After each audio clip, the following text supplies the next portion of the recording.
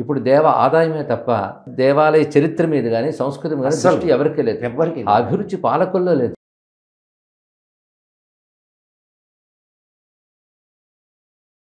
ఒక్క హిందూ దేవాలయాల్ని మాత్రమే ప్రభుత్వం నియంత్రిస్తుంది. ఇది ఎంతవరకు సమంజసమైనటువంటి విషయం?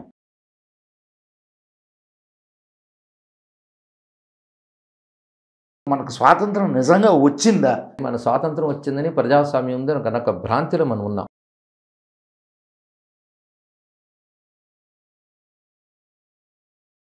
ఈ మతం నుంచి మారిపోయిన వాళ్ళైనా, ఈ మతానికి చెందని వాళ్ళైనా, వాళ్ళ దేశం ముక్కలైనా పర్వాలేదని ఆలోచనతో ఉన్నారు.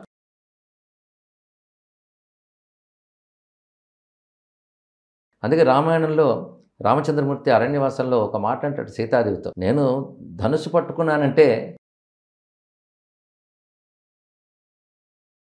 హిందువులు ఉన్నటువంటి దేశంలో అల్పశాతం వాళ్ళు రాళ్ల దాడులు చేస్తే ఇంకొక దేశంలో అయితే నరికి అవతలేస్తారు గురూజీ.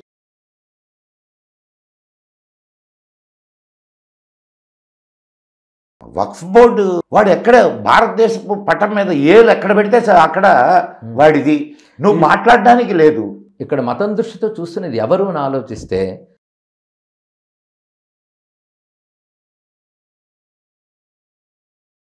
పక్కన బంగ్లాదేశ్ జరిగినప్పుడు మనం హెచ్చరికగా ఉండాలని జ్ఞానం రాలేదు. అక్కడ జరిగితే మనకి ఇక్కడ జరుగుద్దా? మన చరిత్రను మనం రాసుకోవాలా? మన చరిత్రను ఎవడో రాసి మనకు నేర్పిస్తున్నారు. ఒకటి మనల్ని చరిత్రహీనులుగా చూపించారు. అది చాలా బాధాకరం.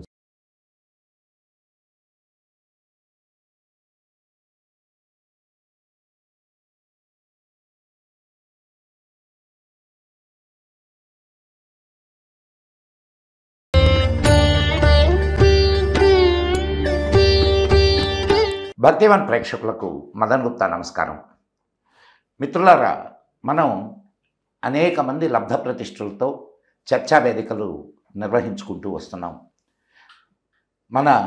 మనదైనటువంటి సంస్కృతి, మనదైనటువంటి జాతీయత, మనదైనటువంటి సంస్కారాలు, ఇవి ఎదుర్కొంటున్నటువంటి పోరాటాలు, వీటి మీద పోరాటం చేస్తున్నటువంటి అనేక మంది తమదైన శైలిలో స్పందిస్తున్నటువంటి వారితో మనం అనేక కార్యక్రమాలు నిర్వహించుకున్నాం. ఇప్పుడు కూడా మనం ఒక గొప్ప వ్యక్తి, మేము ఆయనను కలవడానికి కలలు కంటాం, అటువంటి వారు ఇళ్లలో మా ముందున్నారు. ఋషిపీఠం వ్యవస్థాపకులు, సరస్వతి వాచస్పతి. వారు మాట్లాడుతుంటే గంగా ప్రవాహం, వారు వివరిస్తూ ఉంటే సాక్షాత్తు దక్షిణామూర్తి వివరిస్తున్నట్టుగా ఉంటుంది. అటువంటి వారు ఈరోజు మన చర్చా వేదికలో మనతోటున్నారు. ఇది మన అదృష్టం. వారే శ్రీ సామవేదం షణ్ముఖ శర్మ గారు. ఒక వేదాన్నే తమ ఇంటి పేరుగా నిర్ణయించుకొని సామవేదం గానానికి ప్రాముఖ్యతనిచ్చేటటువంటి వేదం. వారు మాట్లాడుతున్న అలాగే వారి ఉపన్యాసాలన్నీ కూడా సామవేదంగానే ఉంటాయి. నమస్కారం అండి. ఈరోజు మీతోటి ఈ చర్చా వేదిక నిర్వహించుకోవడం నిజంగా మా అదృష్టం. గురూజీ, మీరు మీ గురూజీ అని మిమ్మల్ని సంబోధించవచ్చా? మీ ఆప్యాయంగా ఏది పిలిచినా సంతోషం. మీరు మొదట్లో సినీ రంగానికి వెళ్ళినట్టుగా నాకు, అంటే బాలసుబ్రహ్మణ్యం గారు అవునండి చేసేవారు. మేము మణ్యన్న అంటాం ఆయన్ని. నేను నెల్లూరు వాడిని. మాకు చిన్నతనం నుంచి ఆయన. అక్కడి నుంచి మీరు ప్రవచనకర్తగా, అనేక బహుగ్రంథకర్తగా అండ్ అనేక పురాణాల మీద, వీటి మీద మీరు అద్భుతమైనటువంటి ఉపన్యాసాలు అవన్నీ ఇస్తూ ఉన్నారు. చక్కటి సాహిత్యానికి మీరు వారసులు. కానీ ఇప్పుడున్నటువంటి సాహిత్యాన్ని చూస్తే మీకేమనిపిస్తుంది? అసలు నిజంగా చాలా బాధాకరమైన విషయం ఈ విషయం, మిమ్మల్ని మీలాంటి వాళ్ళని అడగడం. ఏ సాహిత్యం అని, సినిమా సాహిత్యమా, సాధారణంగా సాహిత్యం? అన్ని సాహిత్యాలు. అది అంటే ఒకటి నిజమండి, సంప్రదాయ పుష్టి పరంపర కొంత తగ్గింది గనక పూర్వస్థాయిలో సాహిత్యం అంతగా వస్తున్నట్టు అనిపించట్లేదు. కానీ మన సంస్కృతి గొప్పతనం ఏంటంటే ఎప్పటికప్పుడు గొప్ప సాహిత్యం వస్తూనే ఉంది. ఒకవైపు నుంచి. వస్తుందంటారా? కొన్ని వైపుల నుంచి వస్తున్నాయండి. కొందరు చక్కటి రచనలు ఉన్నారు మనకు. ఉదాహరణకి సంప్రదాయ సాహిత్యంలో మనకి జొన్నమిత్రులు రామలింగేశ్వరరావు గారు లాంటి వాళ్ళు మంచి పద్య కవిత్వం అందిస్తున్నారు. అలాగే మరొక వైపు సాహిత్యంలో జాతీయవాద భావంతో ఉన్న కొంత సాహిత్యం కూడా వస్తోంది. ఏమో నాకు అంటే భావన పటిమ తగ్గిందేమో అనిపిస్తున్నది నాకు. ఒకప్పటి స్థాయిలో ఇప్పుడు వస్తుందా అనేది భావన సందేహమే తప్ప నిజంగా ఇప్పుడు ఏదైనా ఒక కావ్యం చదివితే ఆ అనుభూతి, ఆ భావన, అవి ఇప్పుడు ఉన్నటువంటి సాహిత్యం చదివితే ఆ ఫీల్ రావడం లేదు గురూజీ. దేవులపల్లి కృష్ణశాస్త్రి గారు ఒక మాట అన్నారు, ఈ తరం కవికి ఓపిక తక్కువ, తపస్సు తక్కువ. తపస్సు తక్కువ అవ్వడం వల్ల మహాకావ్యాలు పుట్టే కాలం పోయింది అని ఒక మాట అన్నారు ఆయన. అది ఆలోచించవలసినది. చాలా గొప్ప వ్యక్తి. జీవన రీతిలో ఆ తపస్సు తగ్గడం చేత కొంత ఇవి తగ్గినట్టు కనిపిస్తున్నాయి. అక్కడక్కడ వస్తున్నాయి. అలాంటి వస్తున్న సాహిత్యానికి రాణింపు ఉందో లేదో మనకు తెలియదు. కానీ అప్పట్లో ఒక పోరాటం ఉండేది. ఇటు దేవులపల్లి కృష్ణశాస్త్రి గారు, ఇటు శ్రీశ్రీ గారు, ఒక్కొక్కరు ఒక్కొక్క విధంగా వెళుతుంది పందానికి. అవును. ఇప్పుడు ప్రధానంగా సాహిత్యం గురించి అన్నారు కనుక నేను చెప్పాల్సింది ఏంటంటే, ఏదైతే ఒక సత్యాన్ని లేదా దేశ ఔన్నత్యాన్ని, సంస్కృతిని చెప్తున్న సాహిత్యానికి మాత్రం తగిన గౌరవం లభించడం లేదండి. అంటే జాతీయవాద కవిత్వం కానీ లేదా మన సంప్రదాయ సాహిత్యం కానీ వీటికి తగిన గౌరవం ఇవ్వట్లేదు. ఇవ్వవలసిన ప్రభుత్వాలే ఇవ్వట్లేదు. ఉదాహరణ సాహిత్య అకాడమీ మొదలైనవి మీరు చూస్తే ఏదైతే మన దేశానికి వ్యతిరేకంగా, సంప్రదాయానికి వ్యతిరేకంగా రాస్తారో దానికే ప్రాధాన్యం ఇస్తారు. ఎందుకంటే సిద్ధాంతం వేరు, సాహిత్యం వేరు. ఏ సిద్ధాంతాన్ని అద్భుత సాహిత్యంగా చెప్పగలిగే విధానం ఉంటుంది. కానీ సిద్ధాంతం దృష్టితో చూస్తూ అద్భుతమైన ప్రాచీన సాహిత్యాన్ని, సంప్రదాయ సాహిత్యాన్ని కూడాను వాళ్ళు ఈజం కింద చూసి వాటిని దూరం పెడుతున్నారు. అది చాలా బాధాకరమైనటువంటి విషయం. జాతికి అందించవలసినటువంటి ఉత్తమ సాహిత్యం అందకుండా పోతుందండి. ఇప్పుడు ఇంకొక చిన్న ఇది గురూజీ, అనేక సంస్థలు ఉన్నాయి. ఇప్పుడు తిరుమల తిరుపతి దేవస్థానం ధర్మ పరిరక్షణ ట్రస్ట్ ఏదో ఒకటి ఉన్నది. వాళ్ళ తరఫున ఇంతకుముందు చాలా గ్రంథాలు వచ్చినాయి. కానీ అసలు ఈ మధ్యకాలంలో వాళ్ళు అది కూడా ఆపేశారండి. ఇప్పుడు దేవస్థానాలను ఇప్పుడు గమనించి అప్పుడు దాంతో పోల్చి చూస్తే దేవస్థానాల ధర్మం ఏంటంటే ఆ దేవాలయం యొక్క చరిత్ర, దానికి సంబంధించిన సంస్కృతి, దాన్ని ఆధారం చేసుకుని వచ్చిన సాహిత్యం, ఇవన్నీ పరిరక్షించే బాధ్యత ఒకప్పుడు చేసేవారు. ఇప్పుడు దేవ ఆదాయమే తప్ప దేవాలయ చరిత్ర మీద కానీ సంస్కృతి మీద దృష్టి ఎవరికీ లేదు. అభిరుచి పాలకుల్లో లేదు. ఇప్పుడు ధర్మ ప్రచార పరిషత్ ఉండేది ఇంతకుముందు. అవునండి. ఆ ధర్మ ప్రచార పరిషత్ ఏమైందో ఇప్పుడు ఇప్పుడు మీరు నేను ఇచ్చిన డబ్బులు కదండి. అవును. అవి దేనికి ఇస్తున్నాం? ధర్మానికి ఉపయోగపడతాయనే కదా దేవాలయానికి ఇస్తాం. అవి ఉపయోగపడనప్పుడు ఈ దేవాలయాల అంటే ఈ పరిపాలకుల్ని ఏమనాలా? వాటి విలువ తెలియని వాళ్ళు పరిపాలకులు అవడం వల్ల వీటిని కాపాడుకోలేకపోతున్నామండి. కానీ ఇక్కడ ఒక విరోధాభాసం ఉన్నది గురూజీ. ఆ విరోధాభాసాన్ని మీరు ఎట్లా చూస్తారు నాకు కాస్త. ఇప్పుడు మనం ఒక పక్క సెక్యులర్ అంటాం, కానీ ఇంకొక పక్క దేవాలయాలన్నీ గవర్నమెంట్ల చేతుల్లో ఉంటాయి.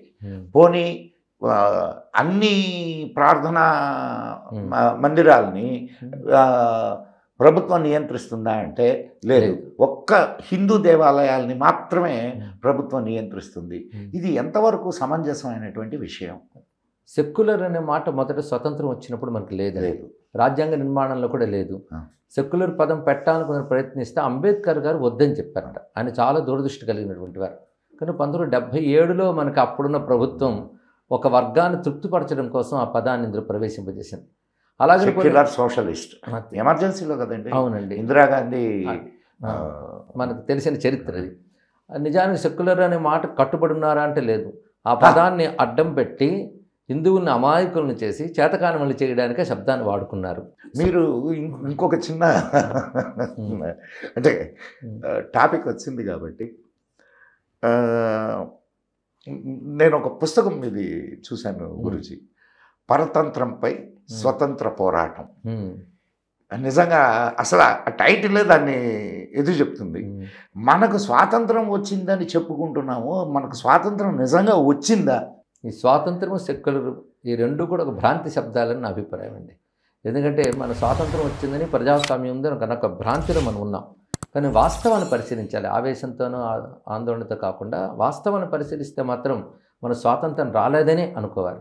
కానీ స్వాతంత్ర పోరాట చరిత్ర మనం చూసినట్లయితే భారతదేశ స్వాతంత్రం కోసం చిత్తశుద్ధిగా పాటుపడినటువంటి వారందరూ కూడా భారతదేశాన్ని భారతీయత పాలించాలి అనుకున్నారు.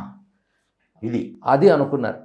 అలాంటిది మనకు స్వాతంత్రం వచ్చిన దగ్గర నుంచి తొలి అడుగులోనే భారతీయతను తృణీకరిస్తూ అధక్కరిస్తూ అంటే కింద తొక్కేస్తూ ఇతర భావజాలను తీసుకొచ్చి వీలైనంతగా భారతీయుని దెబ్బతీయాలనుకున్న పాలకులే వచ్చారు. నిజంగా దీనికోసం ఉద్యమించినటువంటి ఒక సీతారామరాజు గారు కానివ్వండి, నేతాజీ సుభాష్ చంద్రబోస్ కానివ్వండి, అదేవిధంగా మహానుభావులు అరవిందో, వీళ్ళందరూ ఒక విజన్ చూపించారు. ఇలా ఉండాలి భారతదేశం, ఒక అద్భుతమైన భావాన్ని చూశారు.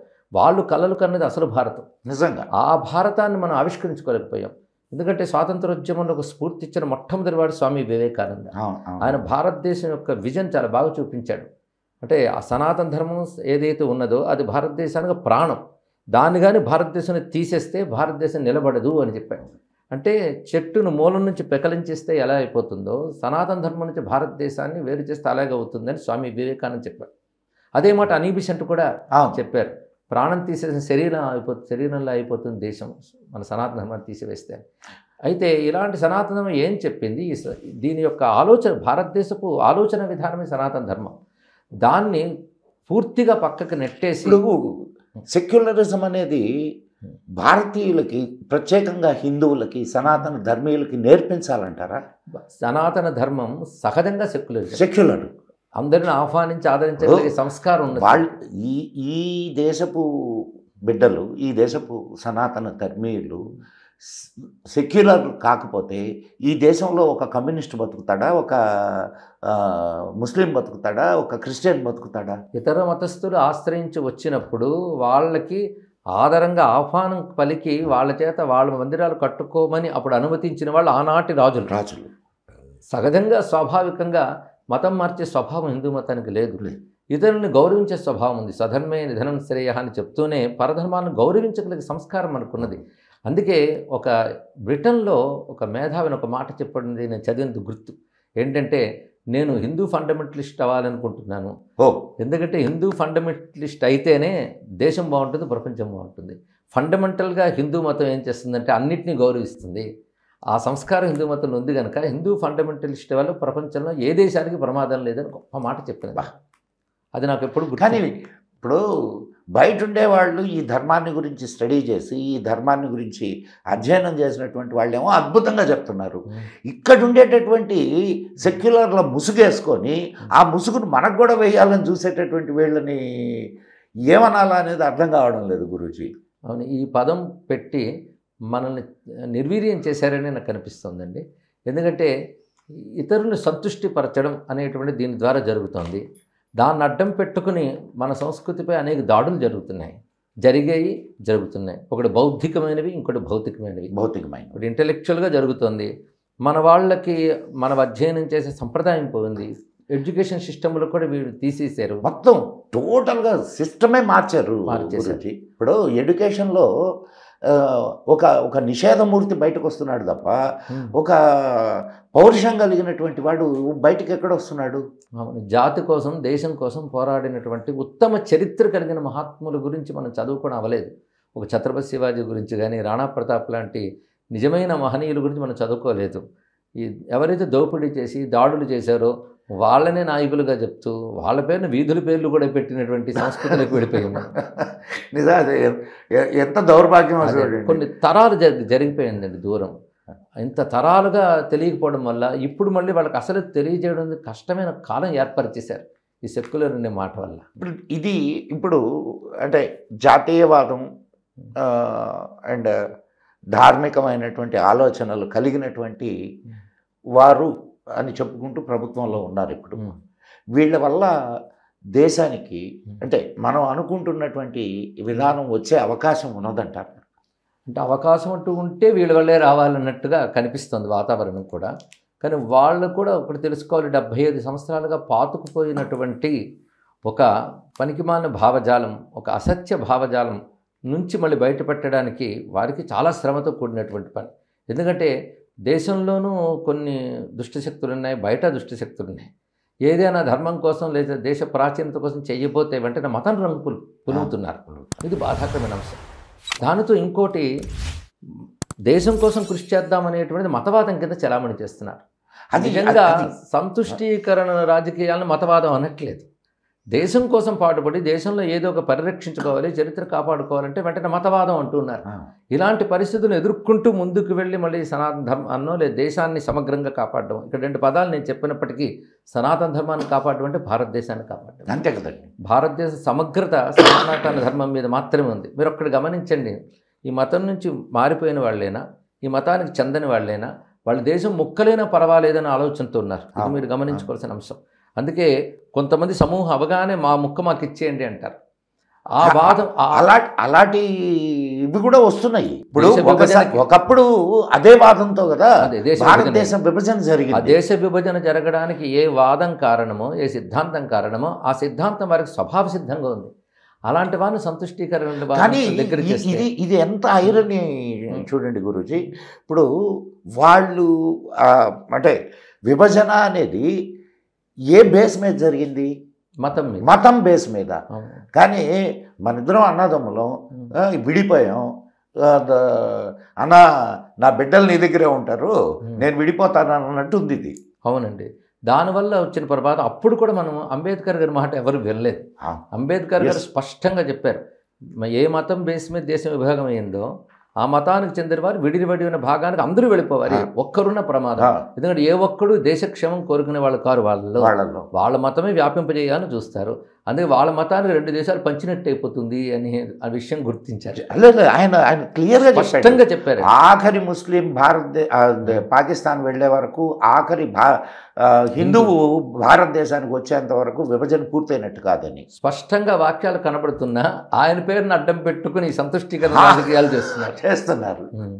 మరి ఇటువంటి విపత్కరమైనటువంటి పరిస్థితుల్లో ఇప్పుడు మీరు అనేక పురాణాలు ప్రవచనంగా ఇస్తున్నారు, అండ్ ధార్మికమైనటువంటి వాతావరణాన్ని ప్రజల్లో వ్యాపింపజేస్తున్నారు. నాకు ఇక్కడ చాలా ఇప్పుడు క్షాత్రము శాస్త్రము, శాస్త్రాన్ని పట్టుకొని ఉండడం వలన క్షాత్రాన్ని మర్చిపోయి శాస్త్రాన్ని కాపాడేవాళ్ళు లేకుండా పోయాడేమో అనిపిస్తుంది గురూజీ. నిజమేనండి. శాస్త్రం క్షాత్రం ఒకరినొకరు రక్షించుకోవాలి. అదే బ్రాహ్మం క్షాత్రం అని. ఇదం బ్రాహ్మ్యం ఇదం క్షాత్రం. ఆ 2 ఒకరినొకరు రక్షించుకోవాల్సింది.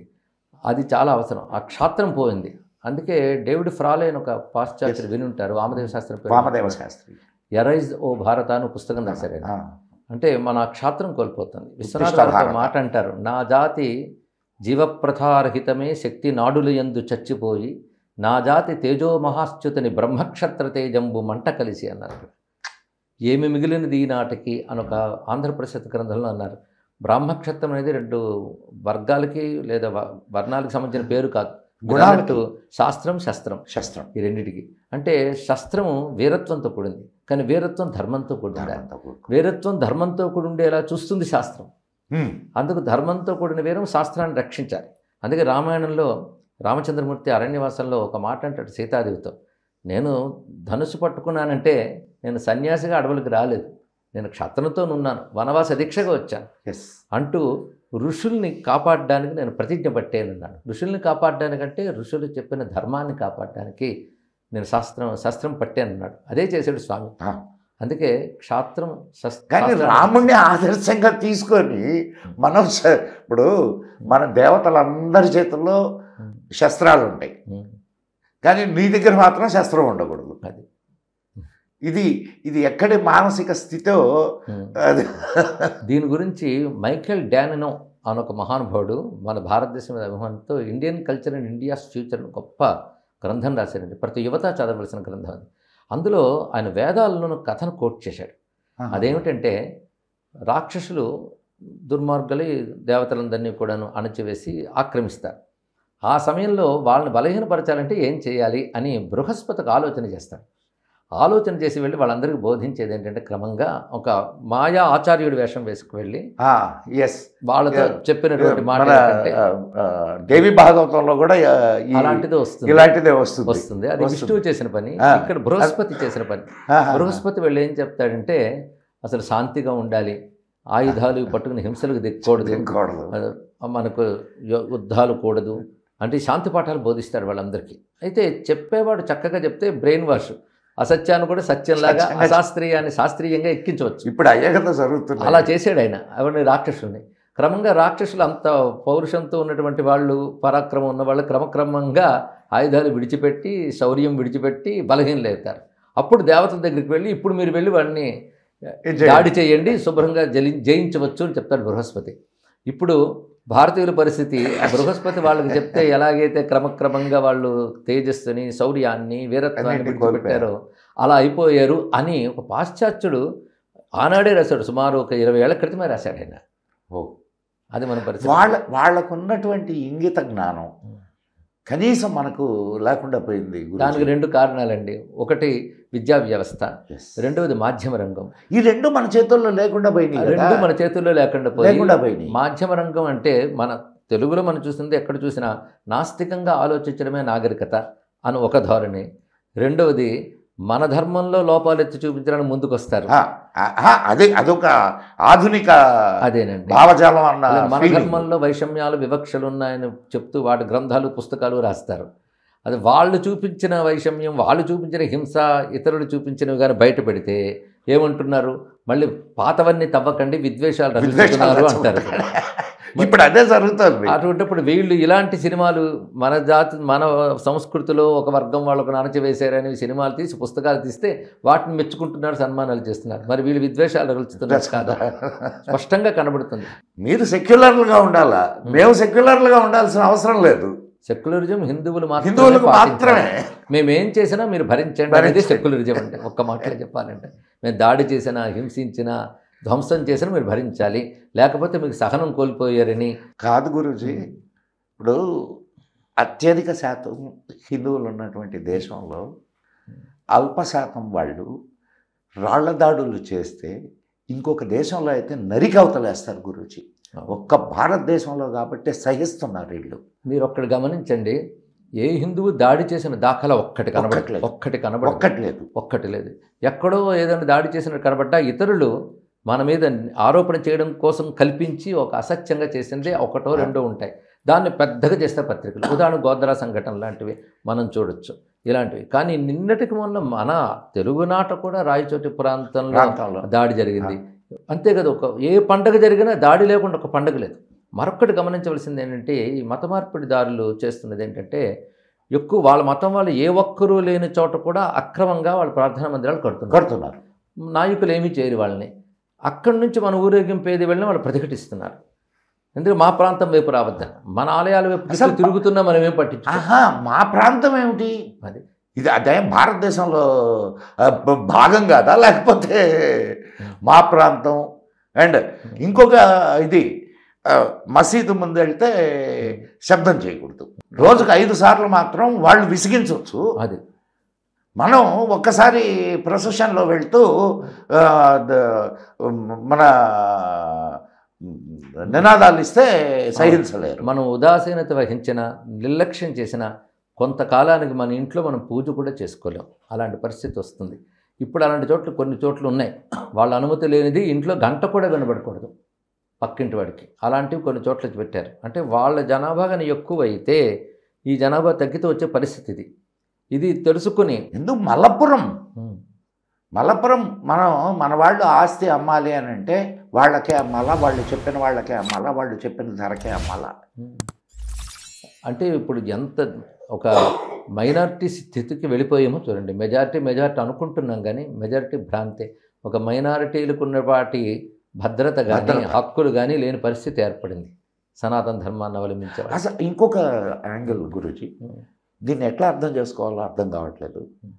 మైనారిటీ అనే దానికి డెఫినేషన్ ఏమిటి?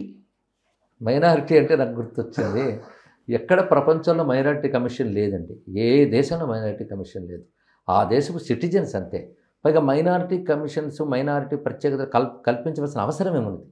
ఒకప్పుడు అణచివేయబడ్డటువంటి వాళ్ళకి తర్వాత ఒక ఎదుగుదల కోసం వారు స్వయం ప్రతిపత్తులు మొదలైన ఏర్పరిచారంటే అర్థమైంది.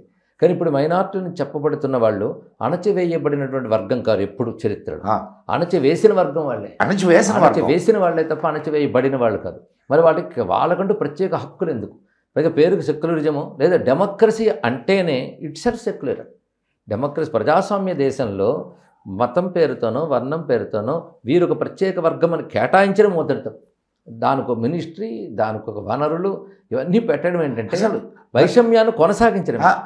ఇంకొక అసలు వక్ఫ్ బోర్డు ఇష్యూ, వాడు ఎక్కడ భారతదేశపు పట్టం మీద ఏలు ఎక్కడ పెడితే అక్కడ వాడిది, నువ్వు మాట్లాడడానికి లేదు. ఇక్కడ మతం దృష్టితో చూస్తున్నది ఎవరు అని ఆలోచిస్తే వీళ్ళే ఈ మద్దతు వాళ్ళని సంతుష్టీకరణ చేసేవాళ్ళే మత దృష్టితో చూస్తున్నారు. అంతే హిందువు కానీ భారతీయుడు మత దృష్టితో చూడట్లేదు, న్యాయ దృష్టితో చూస్తున్నాడు. న్యాయంగా ఈ నేల ఒక మతానికి చెందింది ఎలా అవుతుంది? ఇది అందులో మా ప్రభుత్వం ఉన్నంతకాలం మేము మొదటి హక్కు వాళ్ళకే ఇస్తున్నాం. భారతదేశం చాలా అన్యాయమైనటువంటి కదా. భారతదేశపు వనరుల మీద ప్రథమ హక్కు వాళ్ళకని దేశం విభాగం జరిగినప్పుడు అప్పుడున్న భారతీయులు ఏమని మభ్యపెట్టారంటే అందరూ సమానముగా ఇక్కడ ఉంటారు అనే కదా వాళ్ళు చెప్పారు. అందరూ సమానం అనేది లేదు, మొదటి నుంచి లేదు. అందరూ సమానం అనేది మాటగా వినబడుతుంది. అవునేమో భ్రాంతిలో కళ్ళు మూసుకుని బ్రతికిస్తున్నాడు హిందువు మాత్రమే. ఇప్పుడు మసీదులకు డబ్బులు ఇస్తున్నారు. మొట్టమొదటి ప్రధాని టెంపుల్ కట్టుకోవడానికి ఈ రామజన్మభూమి సోమనాథ్ కట్టుకోవడానికి అడ్డుపడ్డాడు. ఇక్కడ తెలుసుకోవాల్సింది, మన దేశం విభాగమైనప్పుడు దేశానికి జరిగే అన్యాయాన్ని సవరిస్తాము అని కొంతమంది మాట ఇచ్చారు. సవరిస్తారనే భ్రాంతిలో హిందువులు ఉన్నారు. అదేమిటంటే అయోధ్య, కాశీ, మధుర ఇవన్నీ తిరిగి పునర్నిర్మింపబడతాయి. 36,000 దేవాలయాలు గురూజీ, 1-2 కాదు. అందులో మనకి బాసటగా ప్రామిస్ చేసే 4 ఇంతవరకు చేయలేదు. ఒక్క అయోధ్య 4 తెచ్చుకున్నాం. కానీ అది కూడా మనం పోరాడి తెచ్చుకున్న సంతృప్తిగా తెచ్చుకోలేకపోయాం. ఎందుకంటే ఇప్పటికీ అది పెద్ద దోషం కింద. ఇక్కడ అయోధ్యని న్యాయబద్ధంగా ఎవరిని బాధించకుండా అందరిని సమ్మతింపజేసి నిర్మించుకుంటే విదేశీ మాధ్యమం అంతా కూడాను అక్కడ ఉన్నటువంటి ఏదో ఆలయ నిర్మాణం చేశారనేటువంటి మాటనే రాశాయి. ఇలాగా అటు వాళ్ళు ఇటు వీళ్ళు అందరూ ఎదురు చూస్తున్నారు ధర్మాన్ని, దేశాన్ని దెబ్బతీయడం కోసం. ఇలాంటి పరిస్థితుల్లో మనం ఉన్నాం ఇక్కడ. అయితే ఇంకొకటి మీరు ఇప్పుడు చెప్పారు, ఇవన్నీ ప్రభుత్వ అధీనంలో ఉండడం, ఏది హైందవ ఆలయాలు, హైందవ ధర్మాదాయ దేవాదాయ సంస్థలన్నీ కూడా వాళ్ళ చేతులు ఉన్నాయి. పోనీ అభివృద్ధికి వాడుతున్నారా లేదండి, వాటిని తరలిస్తున్నారు. ఉన్నమాట మనం ఇప్పుడు చెప్పుకుంటున్నాం. ఏదైతే ఎక్కువ ఆదాయమున్న దేవాలయాలు ఉన్నాయో వాళ్ళు ప్రతి నెల ఒక పెద్ద మొత్తాన్ని ప్రభుత్వానికి సమర్పించాలి అనేది ఉంది. అది జరుగుతోంది, ఇప్పటికీ కూడా జరుగుతుంది. పోనీ దేనికి వినియోగిస్తున్నారు? మన దేవాలయాల కోసమని ప్రజలు భక్తులు ఇస్తూ ఉంటే ఆ ధనాన్ని తీసుకుని ఇతర మతస్థులకి జీతాల కింద వాడుతున్నారు. అండ్ వాళ్ళు హజ్ యాత్రలకు పోవాలంటే ఇదే డబ్బు వాడుతున్నారు. వాళ్ళకి కరోనాలు వస్తే మన దేవాలయాల్లోనే పడుకోబెడతారు. మొత్తం ఇవన్నీ వివిధ అసలు కారణం కనుక మిగిలిన వాటికి వాడబడుతున్నాయి. ఇది చాలా బాధాకరమైనటువంటి అంశం ఇక్కడ. అందుకే దేవాదాయ ధర్మాదాయ శాఖ వల్ల దేవాలయాలు రక్షింపబడతాయి. మన దేవాలయాలు రక్షింపబడే భ్రాంతి ప్రజల్లో ఉండిపోయింది. అయితే మరొక ఎవరికి అప్పచెప్పాలి అనే దాని మీద ఒక మంచి వ్యవస్థ ఏర్పాటు చేయాలి. ఇప్పుడు మొన్న ఒక గొప్ప వారితోటి మాట్లాడేటప్పుడు నేను ఇదే అడిగాను, ఇది మరి దేవాలయాలు ఎందుకు ఉండాలని. రైట్, ఇచ్చేస్తారు వాళ్ళు.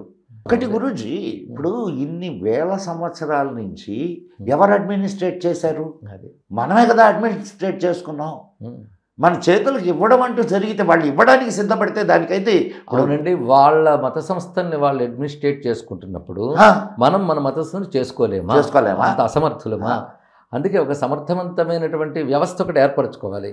అందులో అడ్మినిస్ట్రేషన్ ఒకవైపు, దేవాలయ యొక్క ప్రాచీనత, ఆచార వ్యవహారాలు, చరిత్ర ఒకవైపు.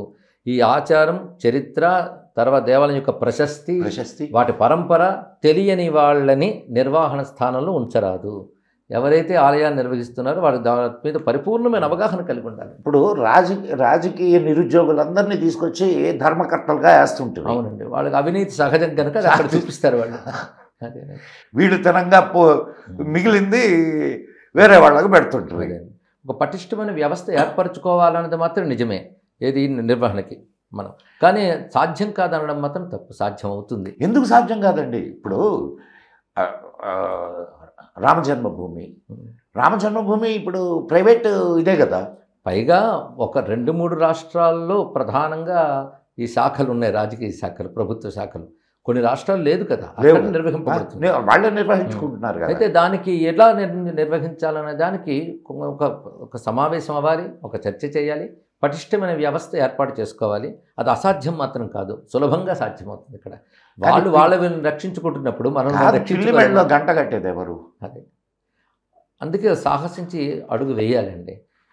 దానికి సంబంధించిన ఒక మేధావర్గము ఎక్కడో కావాలి. అది అవునండి, మొదలవ్వాలి. అండ్ ఇంకొక చిన్న ఇది అపోహ, ఇది ప్రజల్లో ఉన్నటువంటి అపోహ. మఠాలు ఏం చేస్తున్నాయి, ఇవేం చేస్తున్నాయి, చాలా అని చెప్పి ప్రశ్నిస్తున్నారు. దీనికి మనం ఏం సమాధానం చెప్పగలం? వెంటనే ఆ మాట అంటున్నారు, కానీ నిజానికి మన మఠాధీశ్వరులు వీరందరూ కూడాను వాళ్ళు చేస్తున్న విధానాన్ని ఒకసారి పరిశీలించాలి. వారు మిగిలిన వాళ్ళు యుద్ధం చేయడానికి ఇతర మతస్థులు వాళ్ళు అరిచినట్లు తలలు తీసేయడం, ఫత్వాలు విడుదల చేయడం అలాంటివి మాత్రం చేయం మనం. మన సంప్రదాయంలో అక్కడ ఉన్న వాళ్ళు పెద్దవాళ్ళు, వాళ్ళు చేస్తున్న తపస్సును మనం తెలుసుకోవాలి. వారు ఆ తపశ్శక్తిని పూర్తి చేస్తూ, శాస్త్ర పరిరక్షణ చేస్తూ, స్వచ్ఛందంగా ఎన్నో అద్భుతమైన కార్యక్రమాలు చేస్తున్నారు మఠాల వాళ్ళు. అది పరిశీలించాలి మనం. అయితే వీళ్ళు అనుకుంటూ రోడ్ల మీదకి వచ్చి జెండాలు పట్టుకుని యుద్ధాలు చేయకపోవచ్చు, వాళ్ళు చేస్తున్నారు. వాళ్ళు కానీ శాస్త్ర సంప్రదాయ పరిరక్షణ చేయకపోయి ఉంటే మనకి ధర్మములు దొరికేవి కాదు. వాళ్ళ సంప్రదాయాన్ని వాటిని రక్షిస్తూనే ఉన్నారు. కొన్ని రకాల సంస్థలు ముందుకొచ్చి ఉద్యమిస్తున్నాయి. అందుకే ప్రతి మఠానికి ఒక చరిత్ర ఉంటుంది. ఆ చరిత్ర, ఆ స్వరూపం బట్టి ప్రతి మఠం పనిచేస్తుంది. పనిచేయలేదు అనడానికి లేదండి ఇక్కడ. అయితే ప్రజల్లో 2 కారణాల వల్ల ఇందాక చెప్పుకున్న విద్యా వ్యవస్థలో లోపం ఒకటి, మాధ్యమ రంగం ఇన్నాళ్ళు శతాబ్దాలుగా చేసినటువంటి ఒక పెద్ద పని వల్ల మన సంస్కృతి, మన ఆలోచన విధానం దూరం అయిపోయాం. ప్రతి యువతలో కానీ, ఇప్పుడున్న మానవులు, మన భారతీయ పౌరుల్లో కానీ, ముఖ్యంగా హిందూ పౌరుల్లో ఉన్నది ఏంటంటే ఏ మతం అయితే ఏం పోయింది, అన్నీ ఒకటే కదా. ఇది పెద్ద లోపమైన సిద్ధాంతం. రెండవది, తన మీద జరుగుతున్న దాడిని గుర్తించకపోవడం, హృదయ వైశాల్యం. అంటే మేము చాలా హృదయం అంటారు. హృదయ వైశాల్యం అనేది హార్ట్ ఎన్లార్జ్మెంట్, అది రోగం కానీ గుణం కాదని చాలా కాలం క్రితం నేను ఎటో చెప్పాను. ఇంకొకసారి చెప్పండి. హృదయం వైశాల్యం అంటే హార్ట్ ఎన్లార్జ్మెంట్, అది రోగం కానీ అది గొప్ప గుణమేం కాదు అని ఎప్పుడూ చెప్పడం జరిగింది నేను. ఇది మళ్ళీ మా ప్రేక్షకులకు చెప్పాలా? ఎందుకంటే సహనం, శాంతి, సామరస్యం, సమన్వయం మనకు సహజంగా ఉన్నాయి.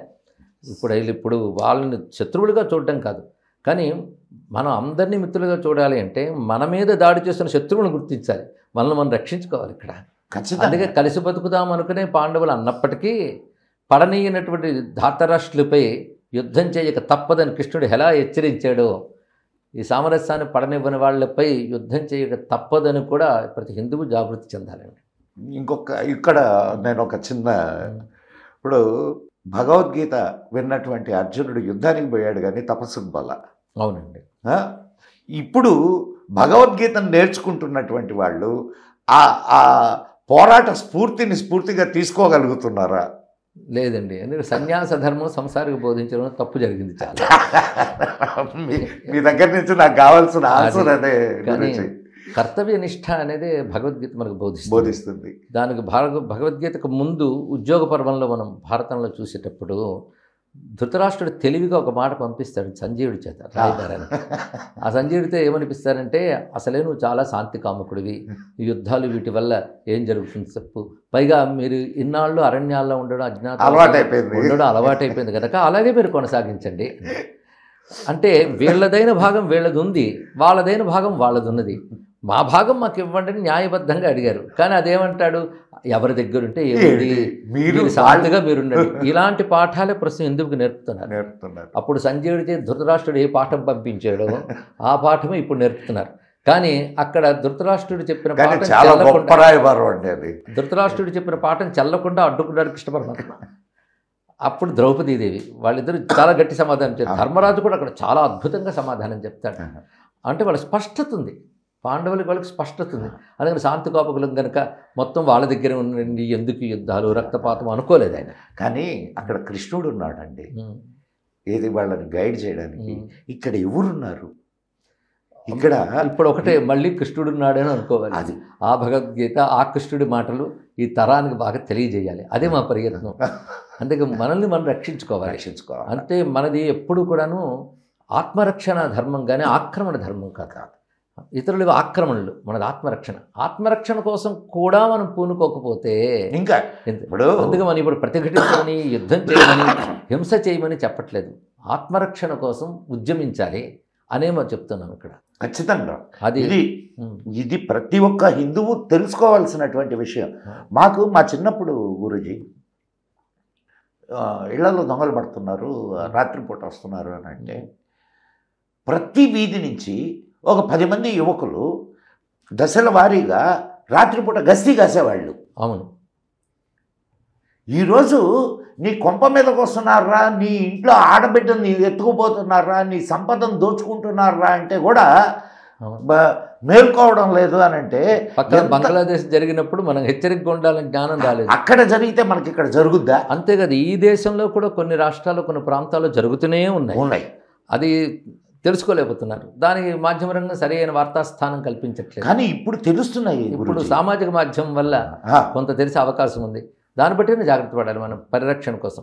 పైగా ఇంకొక నిద్రలో మనం ఉన్నాం ఏంటంటే, మనం చక్కగా ప్రభుత్వాలు దేవాలయాలను రక్షిస్తున్నాయి అనే ఒక చక్కగా వాటికి అప్పగించి నిద్రపోతున్నాం. అపోహ అది. కానీ మనల్ని మనం రక్షించుకోవాల్సిన అవసరం ఉంది. ఎందుకంటే మనం పెట్టిన సెక్యూరిటీ గార్డ్ నిద్రపోతున్నాడని తెలిసాక మనం నిద్రపోకుండా కాపాడుకోవాలి కదా.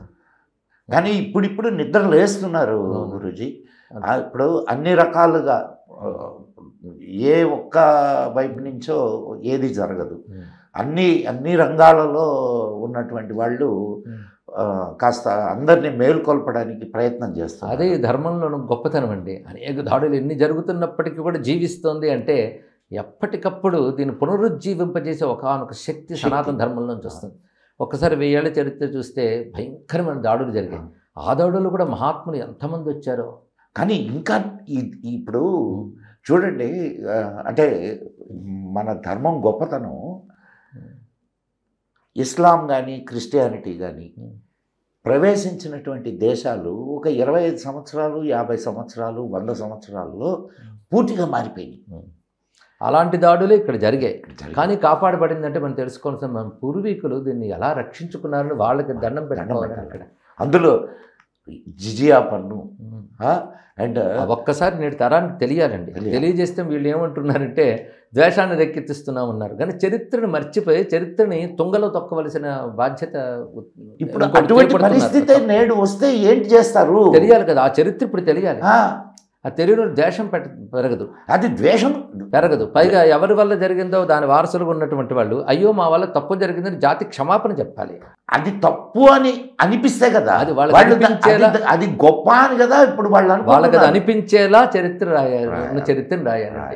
వాళ్ళకి అది అనిపించి క్షమాపణ కూడదు. ఉదాహరణకి అమెరికాలో రెడ్ ఇండియన్స్ని కిరాతకంగా సంహరించి వాళ్ళు అక్కడికి వచ్చారు. తర్వాత వాళ్ళు తెలుసుకుని జాతికి క్షమాపణ చెప్పారు. అలాగా మా వల్ల జరిగింది వాళ్ళు క్షమాపణ చెప్పాలి. కానీ వాళ్ళు క్షమాపణ చెప్పనివ్వలేదు. వాళ్ళు చేసిన పని సమర్థించే వాళ్ళు ఇప్పటికీ తయారై ఉన్నారు. పైగా సెక్యులర్ చెప్తున్నటువంటి భారతదేశంలో మతం పేరు ఒక పార్టీయే ఉంది, మనందరికీ తెలుసు. ఆ పార్టీ చేస్తున్న పనితీరులు మనకు తెలుసు. వాళ్ళకి అవకాశం ఇస్తే మళ్ళీ ఒక ఔరంగజేబుని ప్రతి ఊర్లో పెట్టగలరు. వాళ్ళు అంత నరహంతకులు ఎదురు చూస్తున్నారు వాళ్ళు. అది కాదు వచ్చింది వాళ్ళ బేసు రజాకార్ నుంచి కదా. అవును కదా. వాళ్ళలో ఆ నరహంతక మెంటాలిటీ ఉన్నది. వాళ్ళ మత వ్యాప్తి కోసం, వాళ్ళ మతాన్ని స్థాపించడం కోసం ఎవరినైనా సంహరించడానికి సిద్ధంగా ఉన్నారు వాళ్ళు. అన్ని చోట్ల మౌనంగా మోహరింపజేసి ఉన్నారు. ఆసేతు సీతాతలం ప్రతి క్షేత్రంలో కూడా వాళ్ళు మోహరించి ఉన్నారు. వాళ్ళు మన క్షేత్రాల వల్ల వచ్చే ఆదాయాల వల్ల బ్రతుకుతూ అక్కడ వ్యాపారులుగా ఉంటూ అక్కడ తిరుగుతూ దెబ్బతీయడానికి సిద్ధంగా ఉన్నారు, పొంచి ఉన్నారు. ఆ విషయాన్ని తెలుసుకోలేకపోతున్నారు భారతీయ హిందూ పౌరుడు. తెలిసిన ఇప్పుడు ఇంకొక ఇది ఉన్నది గురూజీ, మనకెందుకులే. అదే ఇందాక అదే చెప్పుకున్నాం కదా, ఎవడైతే ఏమిటి మనకెందుకులే, అన్నీ ఒకటే. ఇవన్నీ కూడా ఈ మెట్ట వేదాంతం వీళ్ళని ఎక్కడ దాకా తీసుకెళ్తుందో తెలియదు. కానీ ఈ జాతి కళ్ళు తెరిస్తే తప్ప ఇప్పుడు శాశ్వతంగా మూతపడేదాకా కళ్ళు తెరవకపోతే ఈ శాశ్వతంగా మూతపడడం బెటరు. అదే అండి. ఇప్పుడు అక్బర్ కాలంలో ఒక పునరుజ్జీవనం జరిగింది సంస్కృతికి. అది ఎలాగ అంటే అప్పుడు వచ్చినటువంటి పెద్దవాళ్ళలో తులసీదాసు, అలాగే కబీర్ దాసు, తులసీదాసు ఇలాంటి వాళ్ళు. ముఖ్యంగా చెప్పుకోవాలంటే తులసీదాసు, చైతన్య మహాప్రభు, మధుసూదన సరస్వతి అని ఒక మహానుభావుడు. ఆయన చేసిన గొప్ప పని ఏంటంటే అప్పుడున్న కొందరు సన్యాసుల్ని దారుణంగా కాశీక్షేత్రంలో చంపేస్తూ ఉంటే ఆయన మీరు ఇలా చేస్తున్నారంటే అప్పుడున్న నాయకులు మేము ఆపలేం వాళ్ళని అన్నారు. అయితే మేము ఆ ప్రయత్నం చేస్తాం, మమ్మల్ని ఆపకండి అని అనేక మంది సాధు సన్యాసులను వీరులుగా తయారు చేశారండి. ఇది చరిత్రది. అలాగా ఎప్పటికప్పుడు ఒక రివైవ్ చేస్తూ వచ్చారు. మీరు చెప్పిన అక్బర్ కాలంలోనే మన నాగసాధువులు అదే నేను ఆ చరిత్ర చెప్తున్నాను. వాళ్ళ హక్కుని కాపాడుకున్న దానికి ప్రధాన మధుసూదన సరస్వతి లాంటి వాళ్ళు దాన్ని పూనుకొని ఇంత చేశారు ఇప్పుడు. అయితే అక్బర్ ది గ్రేట్ అంటున్నాం, ది గ్రేట్ కాదు. అక్బర్ ది గ్రేట్ ఏమీ కాదు. ఆయన చిట్ట చరమావస్థలో హిందువుల అవసరం లేకపోతే బ్రతకలేమని తెలుసుకుని కొందరిని చేరదీశాడు. అంతకుముందు దురాక్రమణలే. తర్వాత ఔరంగజేబు చేసిన కిరాతకం అంతా ఇంత కాదు. ఇప్పుడు మన సినిమాల్లో చూపించిన దాన్ని గగ్గోలు ఎత్తున్నారు కానీ అతి తక్కువ మాత్రమే. అదే చెప్పాను గురూజీ, 5% కూడా చూపించలేదు. మీకు ఎస్ఎల్ భైరప్ప అనే మహానుభావుడు ఆవరణ అనే నవల రూపంలో ఆనాటి కిరాతకాన్ని అంతటినీ చక్కగా చాలా ఆయన చరిత్ర నిర్మాణం చేసేటువంటి బృందంలో ఉండేవాడు ఆయన ఆనాటి ప్రభుత్వం. ఇది అందరూ తెలుసుకోవాల్సిన అవసరం ఉంది. ఎస్ఎల్ భైరప్ప గారు పెద్ద ఆయన కన్నడ రచయిత. ఆయన ఉండేటప్పుడు అప్పుడు వాళ్ళు చేసినటువంటి హింస అవి కూడా చరిత్రలోనే చూపించారు. ఇలా చేస్తే ఇవన్నీ తీసేయాలని అప్పుడు ప్రభుత్వం చెప్పింది. చాలా అద్భుతమైన కథ ఆవరణ. అవునండి, ఆయన అందరూ స్వయంగా చెప్పుకున్నాడు. ఆయన ఇలాంటివి పూర్వం జరిగిన దాడులు కూడా చరిత్రలో ఉన్నాయి. అవి రాస్తే అవన్నీ తీసేసేయండి అని అప్పుడు ప్రభుత్వం చెప్పింది. దానికి ఒక ప్యానల్ వేసింది. తీసేయండి అంటే ఎందుకు తీయాలి? చరిత్ర అది చరిత్రగా చెప్పాలి కానీ మనం కొన్ని ఉద్దేశాలతో తీసేయకూడదు. జాతి నేర్చుకుంటుంది చరిత్ర నుంచి. అందుకే చరిత్రలో జరిగినవి కప్పిపెట్టడం, మూలతోసడం చేయకూడదు అని చెప్పాడు. చెప్తే ఆయన ప్యానల్ నుంచి తొలగించారు. అప్పుడు కుహనా మేధావులందరూ కలిసి మళ్ళీ తప్పుడు చరిత్ర రాసి నిజమైన ఈ దారుణాలు అట్లనే పిఎన్ఓని బయట పెట్టారు అండ్ భైరప్ప గారిని పక్కన పెట్టారు. అప్పుడు నిజమైనటువంటి చరిత్ర చెప్పిన ఎవరిని లోపలికి రానిలేదు గురుజీ. అవునండి, మన చరిత్రను మనం రాసుకోవాలా. మన చరిత్రను ఎవడో రాసి మనకు నేర్పిస్తున్నారు. ఒకటి మనల్ని చరిత్రహీనులుగా చూపించారు. అది చాలా బాధాకరమైన అంశం. ఎందుకంటే ఇంత గొప్ప చరిత్ర ఏ దేశ నాగరికతకి లేదు. ఇంత గొప్ప చరిత్ర కలిగిన దేశ నాగరికతలో ఆ చరిత్ర తెలియని పరిస్థితి ఏర్పరిచారు. ఇది బాధాకరమైన అంశం. రాజ్యాంగ నిర్మాణ సమయంలో కూడా మన గ్రంథాలను మత గ్రంథాలుగానే చూశారే తప్ప అవి జాతి సంస్కృతికి సంబంధించిన గ్రంథాలను చూడలేదు. అందుకే వాటిలో రాజనీతి, వాటిలో చెప్పిన శాస్త్రాలు, వాటిని మనం అధ్యయనం చేయనివ్వకుండా పాశ్చాత్యులు ఎలా నిరోధించారో స్వతంత్రం వచ్చిన తర్వాత కూడా అదే నిరోధం జరిగింది. ఇప్పుడు అక్కడ ముంచబడ్డటువంటి మొట్టమొదటి ప్రధాని ఎవరైతే ఉన్నాడో అందరూ ఏమనుకుంటున్నారంటే అతను కాశ్మీరీ బ్రాహ్మిన్ అని. But it is not true. అవునండి, వాటి చరిత్రలు వస్తున్నాయి ఇప్పుడు ఒక్కొక్కటి బయటికి. మొదట దేశభక్తి లేని వాళ్ళు దేశభక్తులుగా చలామణి పాలకులు అయ్యారు. ఇప్పుడున్నటువంటి ఈ పరిస్థితి అంటే ఇప్పుడు నిద్రలేస్తుంది. కానీ దీంతో పాటుగా ఈ చైతన్యాన్ని అణచాలి అనేటటువంటి ఉద్దేశంతో ఉన్నటువంటి శక్తులు చాలా ఉన్నాయి. ఇటువంటి పరిస్థితుల్లో ఎటువంటి అంటే ప్రజలు ఎలా స్పందించాలి, ఎటువంటి నిర్ణయాలు తీసుకోవాలి? ఇట్లాంటి సమయంలో మనం ధర్మదృష్టితో బోధ చేయగలిగినటువంటి వారి సంఖ్య పెరగాలండి. వారికి మళ్ళీ వ్యక్తిగతమైనటువంటి ప్రయోజనాలు కాకుండా ధర్మము, దేశము ఈ రెండింటిని దృష్టిలో పెట్టుకుని విశాల హృదయంతో బోధించగలిగిన వాళ్ళు కావాలి. అలాంటి మేధావులు ఉన్నారు ఇప్పుడు. వాళ్ళకి మనము తగిన స్థానం ఇవ్వకపోయినప్పటికీ వాళ్ళ కృషి చేస్తూనే ఉన్నారు. అలాంటి వాళ్ళని ఈ పౌరులు గుర్తించగలగాలి, వాళ్ళ మాటకు స్ఫూర్తి చెందాలి. అలాంటి వాళ్ళని నాయకులుగా ఎంచుకోగలిగిన స్థితి రావాలి. నాకు నిరాశ లేదు, ఆశ కలుగుతోంది. అనేక చోట్ల దానికి సంబంధించిన విషయాలు కనబడుతున్నాయి. అందుకు ఇంకొకటి బాగా అందరూ తెలుసుకోవాలి అంటే ఇదంతా కూడా ఒక సనాతన ధర్మానికి చెందినవాడిగానో ఒక హిందువుగానో నేను మాట్లాడుతున్నాను కాకుండా సత్యాన్ని, చరిత్రని తెలిసిన ఒక వ్యక్తిగా మాట్లాడుతున్నాను మాత్రమే చెప్పాలి.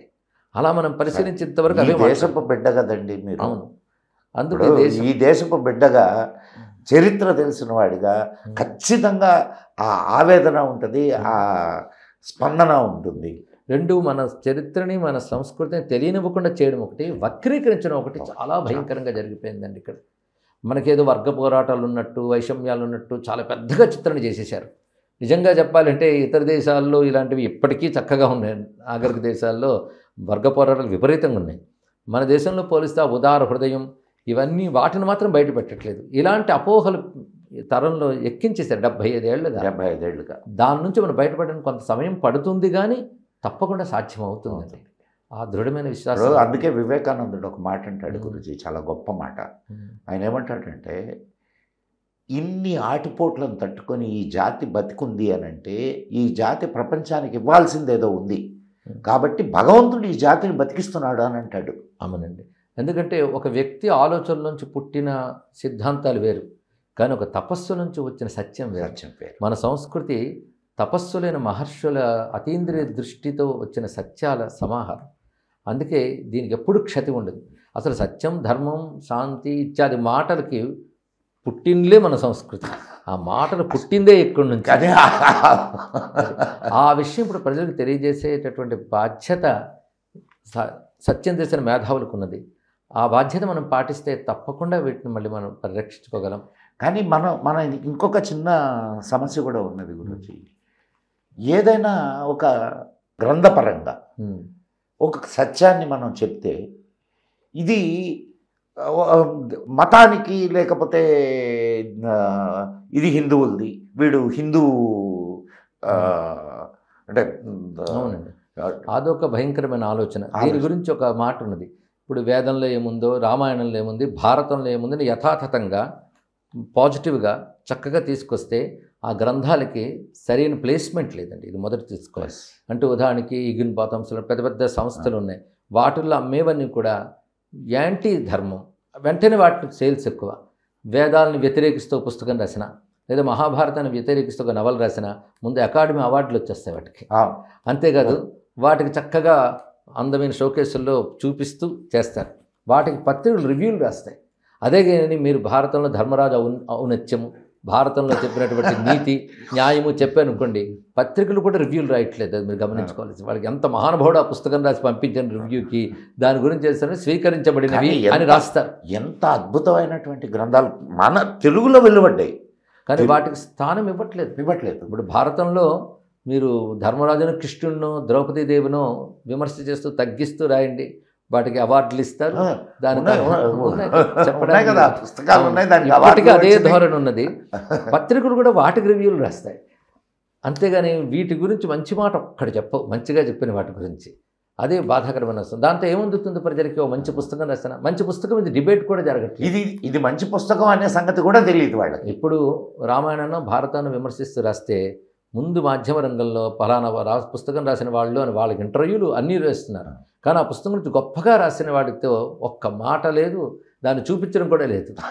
సమీక్షల్లో ప్రజల్లోకి వెళ్ళడానికి అవకాశం లేకుండా చేస్తున్నారు. ఇది పరిస్థితి. లేదులేండి. మళ్ళా ఇప్పుడు అంటే మేమైతే కనుక మేము నాకు చెప్పినట్టే ఆశావాదం ఉంది. మేమైతే అవుట్ రైట్గా వెళ్తున్నాం. అవును, అదే ఇప్పుడు మీ వంటి ఛానల్స్ అన్నీ వచ్చి చెప్తున్నాయి కనుక మాధ్యమ రంగంలోకి తీసుకువెళ్ళడానికి అవకాశం. మన ఎంబీఆర్ శాస్త్రి గారు దేవుడున్నాడు జాగ్రత్త అని పుస్తకం ఆయన మన చరిత్ర గురించి, మన సంస్కృతి గురించి స్పష్టంగా, సూటిగా, ధైర్యంగా, సత్యంగా చెప్తున్నారు. ఆ పుస్తకం రివ్యూ చేసాం మేము. ఫస్ట్ రివ్యూ అంటే మీరు అన్నారు కదా, సో మేము ఎక్సెప్షన్ గురించి అని చెప్పడం. అవును, అవి జరగాలండి. అలాంటి పుస్తకాలు మీరు డిబేట్ జరగాలి. వాటి గురించి చర్చ, సమీక్ష ఇవన్నీ జరగాలి. అలా చేస్తున్న వాటి గురించి. సో ఇక చివరిగా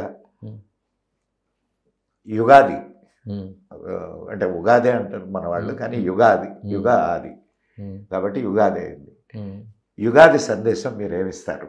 అదే ఎన్నో సంవత్సరాలు వచ్చున్నాయి, ఇది వస్తుంది. అయితే ఒక కాలం, ఒక కొత్త సంవత్సరాలకు వస్తున్నప్పుడు మంచిని కోరుకోవడం అనేటువంటిది మానవ స్వభావం.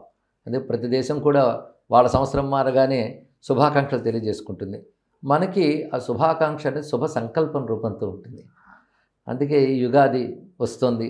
అందరం కూడా యుగాదిని కాలఫలాలు ఎలా ఉన్నప్పటికీ అన్ని అనుకూలంగా ఉండాలనే భావంతోనే పవిత్రంగా జరుపుకుంటాం మనం. అది మర్చిపోవద్దు.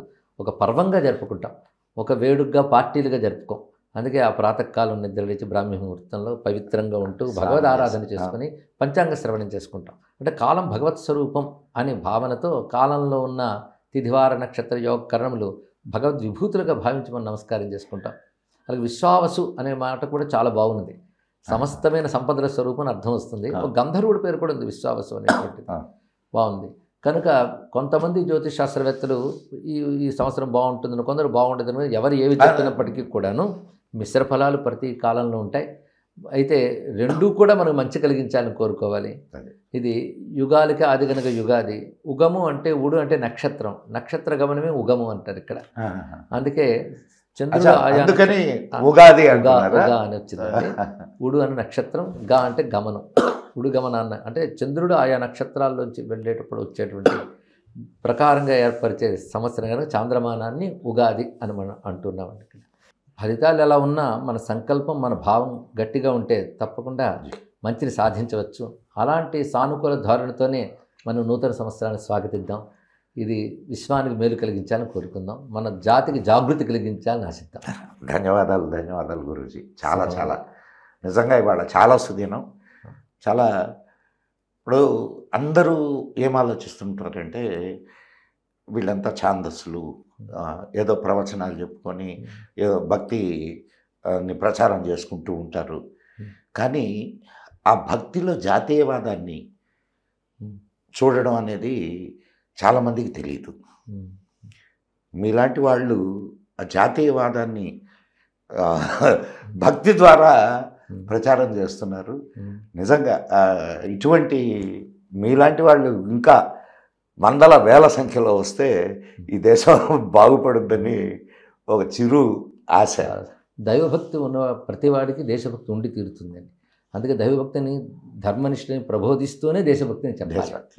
అందుకే ఇవి పరోక్షంగా కానీ ప్రత్యక్షంగా కానీ ధర్మం గురించి, దైవం గురించి చెప్తూ ఉంటే దేశభక్తి జాగృతి అయిపోయింది. ఎందుకంటే ఈ దేశం ధర్మం, దైవంతో ముడిపడిపోయింది. దేని గురించి చెప్పినా మిగిలిందికి వస్తుంది. అదే చేస్తూ ఉన్నాం మేము స్వామి దయ వల్ల, గురువు కటాక్షం వల్ల. చాలా చాలా చాలా మీరు చేస్తున్న సేవ అంతా ఇంత కాదు. ధన్యవాదాలు. మేము మొదట్లో వచ్చిన మీ సీడీలు అవన్నీ కూడా డౌన్లోడ్ చేసుకొని ఇప్పటికీ నా ట్యాబ్లో ఉంటాయి. మీలాంటి వాళ్ళ స్ఫూర్తి వల్లనే మాకు అంత జ్ఞానం అబ్బింది గురించి. ధన్యవాదాలు. మీ మాటలతో చాలా విషయాన్ని చెప్తూ ఉన్నారు, స్ఫూర్తినిస్తున్నారు, నేను గమనిస్తున్నాను. అంతా మీలాంటి వారి స్ఫూర్తి, సాంగత్యం, మన ఋషి పరంపర అనుగ్రహం. ఇదండి ఈనాటి చర్చా వేదిక. అద్భుతమైనటువంటి వ్యక్తులు, అద్భుతమైన కార్యాలు, ఒక సామాన్యుడిగా జీవితాన్ని మొదలుపెట్టి అసామాన్యుడిగా ఈ జాతిని కదిలించగలిగినటువంటి ఒక ధర్మవీరులు మన గురూజీ. వారు ఈరోజు మనకు మార్గదర్శనం చేయడం నిజంగా అదృష్టంగా భావిస్తున్నాను. మిత్రులారా, ఇటువంటి ఎన్నో చర్చా వేదికల్ని మరలా మనం నిర్వహించుకుందాం. అప్పటి వరకు సెలవు. మరి ఈ వీడియో మీకు నచ్చినట్లయితే మన భక్తివన్ ఛానల్ను వెంటనే సబ్స్క్రైబ్ చేయండి. ఇప్పటి వరకు సబ్స్క్రైబ్ చేయకపోతే మీ మిత్రులకు కూడా భక్తివన్ ఛానల్ని పరిచయం చేయండి, లైక్ చేయండి, షేర్ చేయండి, అండ్ బెల్ ఐకాన్ నొక్కండి. మీ అభిప్రాయాలను మాతో కామెంట్ బాక్స్లో పంచుకోండి. జై హింద్, జై మా భారతి.